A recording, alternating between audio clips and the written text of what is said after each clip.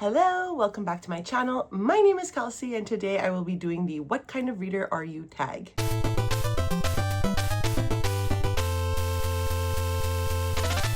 So I'm in the process of filming a vlog and I needed a quick little video to put out this week. So I got this tag and its questions from Nathan over at Nathan's Nook, who I will leave a link down below to their channel. It seems like a really cute little tag just to get to know what kind of reader I am. And if you were ever curious about the ins and outs of my reading experience, this is the video for you. So the first question is, do you have a certain place at home for reading? And I definitely do. I don't think this has necessarily changed because I don't really read anywhere else in my house, but I do mostly read on my couch in the living room. In the summer, it's because it's right under the air conditioner, so I get a very cool, comfy vibe if I put a little blanket on, which I always really appreciate. I don't enjoy reading outside just because bugs, wind, humidity, everything bothers me. So I like reading under an air conditioner in the summer. And then in the winter, I have all my blankets. I have the long couch that I can lounge on. So it's just the chillest place I find in my house to read. Obviously, when I'm sick or I don't feel like getting up in the morning, it used to be in my bed, but now that I have a baby, I am up in the morning. So I don't really have these moments to be lazy and just lounge around in my bed. And then I think I also need to take audiobooks into consideration. While I do often listen and read at the same time, sometimes I do listen to an audiobook when I'm working out or I'm going for a walk or whatever. So when I'm solo reading an audiobook, often those times that I'm listening to that is outside of the house. The second question is a bookmark or a random piece of paper. As a very type B personality, for me, it's both. So I do have all of my bookmarks that I've collected over the years in this little mug. More often than not, they are from bookstores that I buy books from, simply because I love collecting bookmarks from stores that I've shopped at. So I'll show you the different ones because most of them are either New York or Montreal bookstores. So first we have Codex. I believe this was a used bookstore in New York City. Yeah, Bowery, NYC. So then this one was from actually a bookstore in Boston, Beacon Hill Books and Cafe, which I loved. It was the cutest little bookstore ever. And obviously the cutest bookmark, hello. Then my favorite bookstore in Montreal, Pulp, very 70s vibes, which I love. What's this? Human Relations Books, Flushing Avenue, Bushwick. So this was also in New York. It's a cool bookmark. Then I have St. Henry's logo. This is St. Henry Books here in Montreal as well. I love it. And I have a couple that are currently in books somewhere else in the house. So that is when I'm feeling like very put together. I will always use a bookmark. Sometimes I will use my tabs as a bookmark. It's just easier that way since they're going in the book anyways. There has been occasions where I use post-it notes to mark my pages. Obviously, there have been moments where I use a pen, a receipt, a napkin, a scrap of paper that's lying around on my table. That is all up for grabs to use as a bookmark as well. If I'm feeling organized that day and I have my bookmarks next to me, I use those.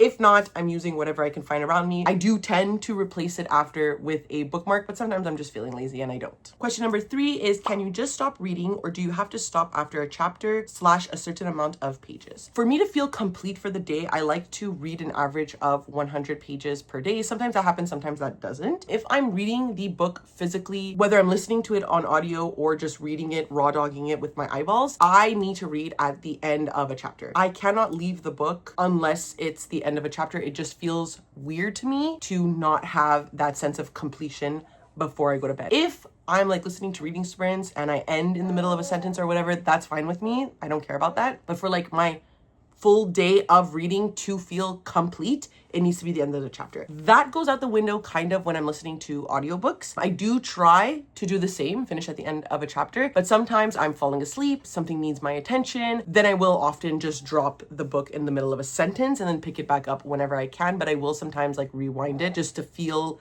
like I'm starting something new and not like just restarting in the middle of a sentence. But ideally, my goal and what I usually tend to do is finish a chapter by the end of the day. That way I can just restart the day on a fresh new chapter and it just makes me feel like I have my life together. The pages thing, like I said, I like to try to have 100 pages per day. That doesn't happen quite as much with my son, obviously, but the goal of reading 100 pages per day remains. The fourth question is, do you eat or drink while reading? Not often, I would say. Like drinking, I think is a bit easier for me. I do often have coffee, water, tea while I'm reading just because my fingers aren't getting dirty, but eating is really hard for me. I do tend to reserve eating for like video watching time, YouTube watching time, TV show watching time, that's when I'm eating normally. Just because I feel like my hands get dirty, my mouth is dirty. I like to keep my books like clean relatively. It's a me thing. I really don't like touching things while I'm eating. You might see like fingerprints and stuff on my laptop,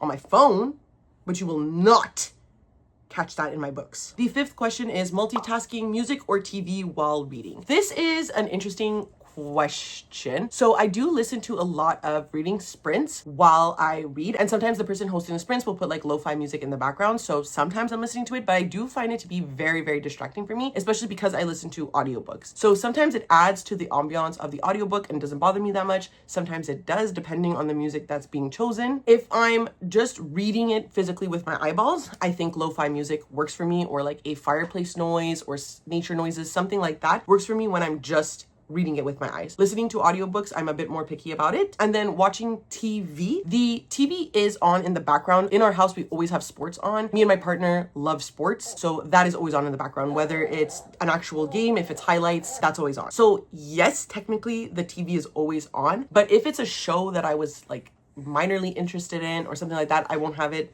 on that. I prefer or spend more time reading than watching TV. Sports, I don't need to really pay attention to what's being said, especially if I'm just watching highlights or a game. So that's why sports works the most. But an actual TV show where there's a plot and following it along, I feel like that's a separate medium from books. So I won't have that on in the background. The sixth question is one book at a time or several at once. I feel like that I kind of answered that with the questions, but I do tend to read multiple books at once. I like to have two stories going on at the same time. Often they are going to be different genres just so I can keep them separate in my mind. Sometimes they are the same genre and they're just a totally different book from one another that I'm able to keep them separate. But I like to just read multiple things at the same time. Right now I'm in a sort of like reading slump moment. So I am reading two books at once, but there's definitely one book that becomes more of a priority. And that's simply because I'm just not feeling reading in general. If I'm in a reading mood, I can have multiple books going on at once. The next question is reading at home or everywhere. And I also feel like I answered this question in one of the previous questions. So obviously I do the majority of my reading at home because with a child, I spend most of my time at home. So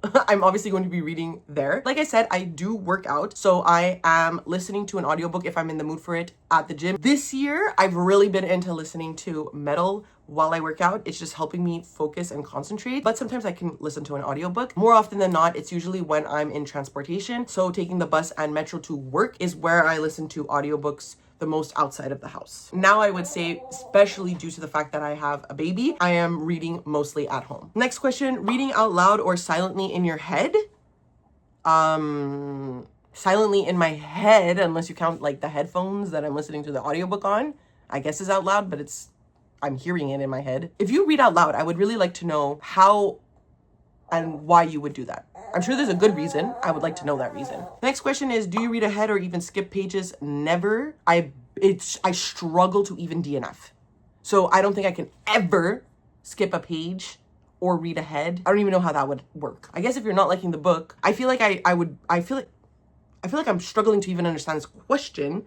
So clearly I can't even do that. Number 10, breaking the spine or keeping it like new. I try to keep it like new, but sometimes like if it's already broken, I don't care. Or if I've broken it, it's gonna be even more broken. Sometimes I like the feeling of a broken book, especially with like classics and stuff like that. But more often than not, I will try to preserve the essence of the book. And then the last question, do you write in your books? Yes, I have two methods of doing so. So I'll sort of talk about my annotation process because I like talking about it. So I have two separate annotation styles, one for rereads and one for a new book that I feel like it's going to be a 5 stars. So if I'm reading a book and I feel like it's going to be a 5 stars, or I go into the book with the intention that I think this is going to be a 5 stars, I will bring in my tabs and my post-it notes. This is because if I don't end up liking the book or I want to get rid of the book, I haven't written in it at all. Again, preserved the like essence nature of the book. The tabs go for where I would like a line, highlight a line, that kind of thing. And then this is where I would write like my notes that I would write in the margins. I come from an English background,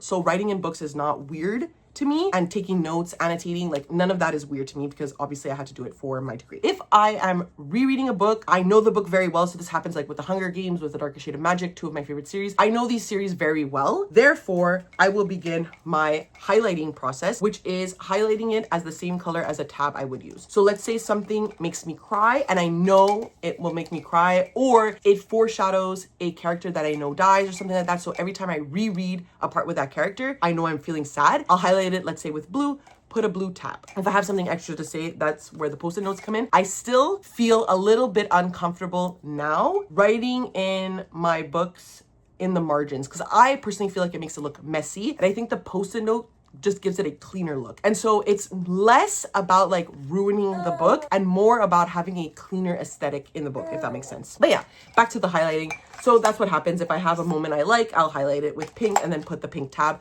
That's my highlighting process. So I do technically ruin books with the highlighters, but that's only if it's a series that I know I absolutely enjoy. I've reread it multiple times and it's going to be something I'm going to want to reread in the future, and I would like to see the highlighted parts. I like visually seeing the pages. I just think it looks like really pretty. In that sense, I do write in the book, but for like note-taking or anything like that, I have moved away from writing in the margins, which is something I did during my English degree, and writing on post-it notes just because I find it a more cleaner aesthetic. So that's it for this tag. A little short today, but I hope you enjoy this video anyways. I'll leave the questions down below if you would like to answer them themselves and let me know, especially the questions about reading out loud or skipping ahead. I would love to know if anyone does that. Please let me know if you do. And if you would like to follow me on any of my other social medias, I do reluctantly leave a link down below to my Twitter, Goodreads, and Instagram if you would like to follow me there. Of course, I say this every time, these are owned by billionaires trying to control our rights, everything that's going on in the world, and electing oligarchs into the office with fascist ideologies. So I know we live in a world where we need to survive with social media and promoting ourselves and blah, blah, blah, blah, blah.